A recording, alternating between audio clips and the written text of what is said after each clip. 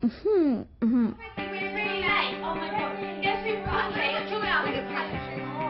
pressure is on, peer pressure, to dress a certain way, to wear makeup, to go out looking like a Barbie doll. Going into sixth form when they're wearing their own clothes now, that's harder. They feel they need more clothes, whereas... There's more peer pressure probably as well, isn't there? Because Yeah. they're that bit older, so... They spend a lot of time in the bathroom with hair gel or makeup or lips or, you know, creams and all that sort of thing. So yes, they're becoming more self-conscious, and you often find that they get very shy or they get very easily embarrassed because they're starting to be more aware of themselves as they're growing and becoming young adults. I always do my hair and makeup before I go out because I like to look good and it makes me feel better in myself. It's important to look good, like if you're meeting people and stuff, because it's like if you looked really rough or something, then people might have a certain perception of your personality which might be false. So you'll start to notice perhaps they want to dye their hair, or they want to pierce their ears, or they want to wear a different look, or they want to sort of start experimenting with different clothing, all sorts of things.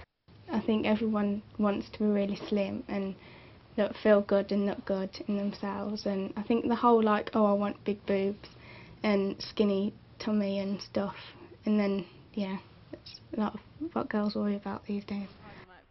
Teenagers are bombarded by messages from the media about, you know, that they're not good enough, they're not thin enough, they're not tall enough, they've got bad skin, their hair isn't lovely as someone else's that's in the media, you know, some of the famous celebrities. So it's about relaxing and helping children feel good from the inside and not worrying all the time about the outside. But it's a balance, and of course children are learning that balance themselves. I do compare myself to like people who are like in the magazines that look better than I do, and sometimes wish that you looked like that and had their hair or just something about them.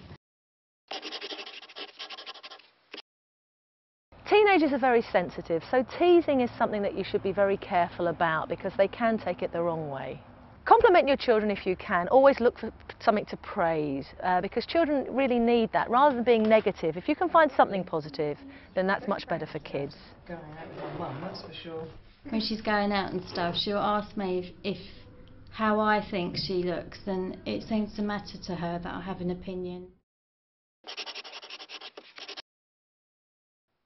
It's important to let your teenagers know that there's no such thing as a perfect body or a perfect person, and that a lot of those images are enhanced or fine-tuned, and you know, that to give your child that confidence to know the difference.